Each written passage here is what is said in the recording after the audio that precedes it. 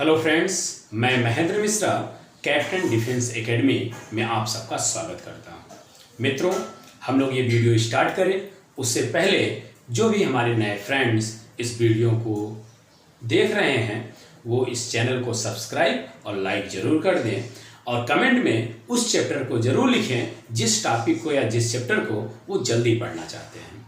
चलिए अब हम लोग वीडियो को स्टार्ट करते हैं। आज हम लोग आवेशित अचालक गोलीय कोष के कारण वैद्युत क्षेत्र की तीव्रता के लिए व्यंजक प्राप्त करेंगे।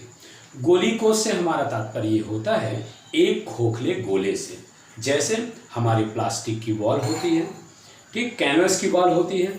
तो होता क्या है इसमें कि सारे के सारे अवयव इसके पृष्ठ पर, वक्र पृष्ठ पर वितरित होते हैं, भीतर कोई भी एलिमेंट नहीं होता।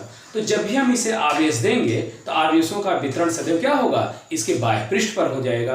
बीच में कोई भी एलिमेंट नहीं है, इसलिए बीच में कोई भी आवेश का वितरण नहीं होता। हम मानते हैं कैपिटल आर त्रिज्या का ये कोई आवेशित एक गोला है, जिसे हम अगर +Q आवेश देते हैं, ये सारा का सारा आवेश इस गोले के बाह्य पृष्ठ पर वितरित हो जाता है। अब हम मानते हैं कि इस गोले के केंद्र से स्मॉल r दूरी पर स्थित यहाँ पर कोई बिंदु P है और इसके चारों ओर एक लघु क्षेत्रफल, सूक्ष्म क्षेत्रफल dA है, जिससे होकर जाने वाले इलेक्ट्रिक फ्लक्स, वैद्युत फ्लक्स की पहले हमको गणना करनी है। तो क्या कहेंगे उसके लिए क्या करते हैं, पहले क्षेत्रफल वेक्टर यहाँ खींचते हैं। ये आपकी क्षेत्रफल वेक्टर की दिशा, ये आपके वैद्युत क्षेत्र की दिशा। ये दो चीज़ें हमको चाहिए होती हैं जब भी हमें फ्लक्स की गणना करनी होती है। तो क्या लिखेंगे, लघु पृष्ठ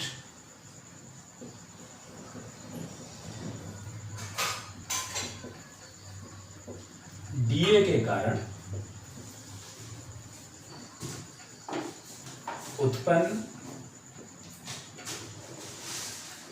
वैद्युत flux phi dash equal to हो जाएगा vector E dot vector D A dot B बराबर ए बी कॉस थीटा होता है। तो इसको लिख सकते हैं E D A cos theta. That implies that theta E और डी ए के बीच बना कोण है और हम देख रहे हैं दोनों एक दूसरे के समांतर हैं। जब समांतर होते हैं तो इसका मतलब 0 डिग्री है। तो ई डी ए कॉस 0 का 0 की वैल्यू होती है 1, हो जाएगा फाई डैश बराबर ई डी ए। ये आपको मिल गया लघु पृष्ठ से होकर जाने वाला वैद्युत फ्लक्स। अब हम आर त्रिज्या को नियत मानते हुए चारों तरफ एक हम काल्पनिक पृष्ठ खींच देते हैं, जिसे हम लोग गॉसियन पृष्ठ कहेंगे। तो संपूर्ण गॉसियन पृष्ठ, संपूर्ण गॉसियन पृष्ठ से होकर गुजरने वाला वैद्युत फ्लक्स, वैद्युत फ्लक्स मान लेते हैं फाई है।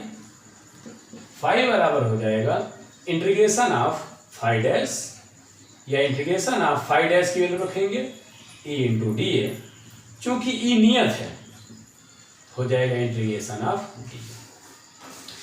चूंकि गॉसियन पृष्ठ एक गोला है और गोले का क्षेत्रफल 4 पाई आर स्क्वायर होता है, इसलिए इंटीग्रेशन ऑफ डी ए की वैल्यू यहाँ रीजन लिख देंगे।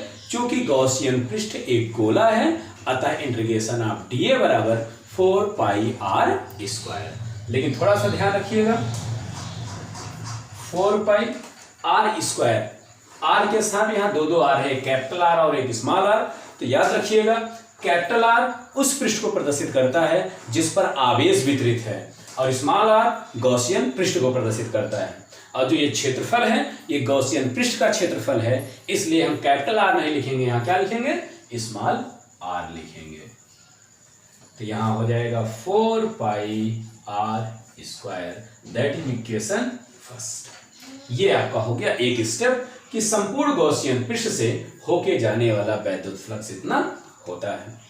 अब थोड़ा सा देखते हैं, गॉस को याद कर लेते हैं। गॉस के अनुसार क्या है, लास्ट टाइम हम लोग गॉस के बारे में पढ़े थे। गॉस के अनुसार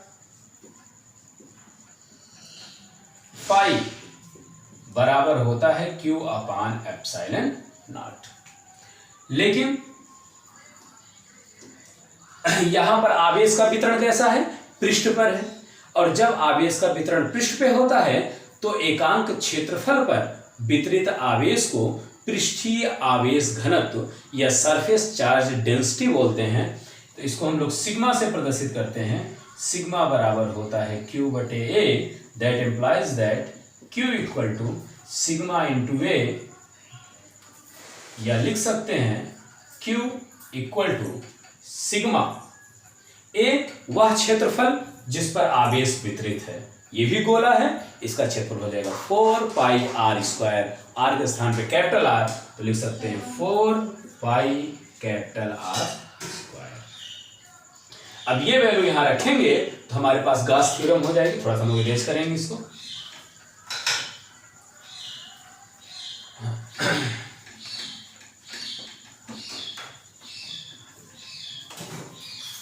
अब Q की वैल्यू यहां रखेंगे तो हो जाएगा फाई इक्वल टू Q के स्थान पे sigma 4 pi are square upon epsilon naught, that is equation second.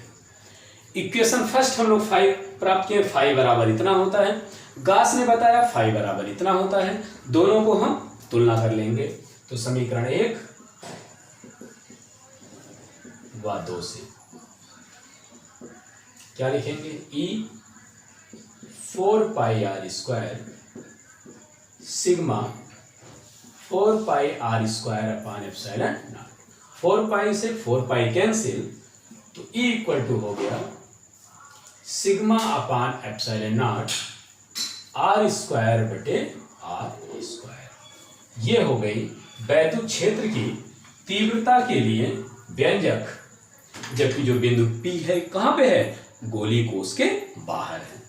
अब हम यहीं पे बना सकते हैं केस सेकेंड। ये तो पहला केस हो गया। ये कब के लिए है, बिंदु P गोले के बाहर हो, गोले के बाहर हो तब के लिए है। या लिख सकते हैं कि स्मॉल आर ग्रेटर देन हो कैपिटल आर। ये दोनों ही कंडीशनों से आपके यहाँ क्वेश्चन पूछे जाते हैं। केस सेकंड देखते हैं, यदि बिंदु P गोले के पृष्ठ पर हो। जब ये बिंदु P गोले के पृष्ठ पे होगा, इसका मतलब जो स्मॉल आर है वही कैपिटल आर है, तो यहां लिखेंगे अर्थात स्मॉल आर बराबर हो जाएगा कैपिटल आर। तो जहां स्मॉल आर है वहां कैपिटल आर रखेंगे तो हो जाएगा E equal to sigma upon epsilon naught, क्योंकि आर स्क्वायर सार स्क्वायर कैंसिल हो जाएगा। इतना हो गया। अब देखते हैं कि अगर भीतर हो तो क्या हो जाएगा। केस थर्ड, यदि बिंदु P गोलीय कोश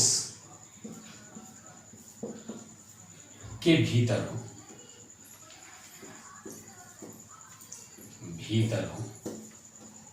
तो देखो अगर गोली कोश के भीतर होगा, सपोज करते हैं यहां कहीं होगा, अर्थात अब जो गॉसियन पृष्ठ बनेगा वो ऐसा बनेगा। अब ये बताओ, सारे के सारे आवेश तो बाहर हैं, अर्थात वैद्युत बल रेखाओं की दिशा तो बाहर की ओर होगी, अर्थात यहां से जो भी वैद्युत क्षेत्र उत्पन्न होगा उसकी दिशा कुछ ऐसी होगी, बाहर की ओर होगी। और अब बताओ, क्या इस गॉसियन पृष्ठ से, जो इसके भीतर बना हुआ है गॉसियन पृष्ठ, इस गॉसियन पृष्ठ से कोई बल रेखाएं जा रही हैं? नहीं जा रही हैं। अर्थात अगर गॉसियन पृष्ठ गोलीय कोश के भीतर होगा, उससे कोई भी वैद्युत बल रेखाएं होकर के नहीं गुजरेंगी, अर्थात फाई का मान 0 हो जाएगा। तो हम लोग जानते हैं कि फाई बराबर होता है इंटीग्रेशन ऑफ EDA या इंटीग्रेशन ऑफ EDA बराबर 0 हो जाएगा, चूंकि अभी दिखाएं फाई की वैल्यू 0 हो रही है, या लिख सकते हैं इंटीग्रेशन ऑफ E बराबर 0। क्लियर? इस तरह से हम लोग देखते हैं कि अगर बिंदु P बाहर है तो वैद्युत क्षेत्र का मान उसकी त्रिज्या पर निर्भर करती है। बहुत ही महत्वपूर्ण निष्कर्ष निकलने वाला है, इसको ध्यान से देखिएगा। कॉम्पिटिटिव एग्जाम में यहां से ज्यादा क्वेश्चन पुटअप होते हैं। पहला एक रिजल्ट ये निकला है, दूसरा रिजल्ट R पर निर्भर ही नहीं करता, ये निकला है, तीसरा रिजल्ट ये निकला है। तो यहाँ पे अगर हम एक ग्राफीय निरूपण करें, मान लेते हैं ये हमारे पास कोई कैपिटल R रेडियस का एक स्फीयर है जिसे हम लोग +2 आवेश दिए हुए हैं।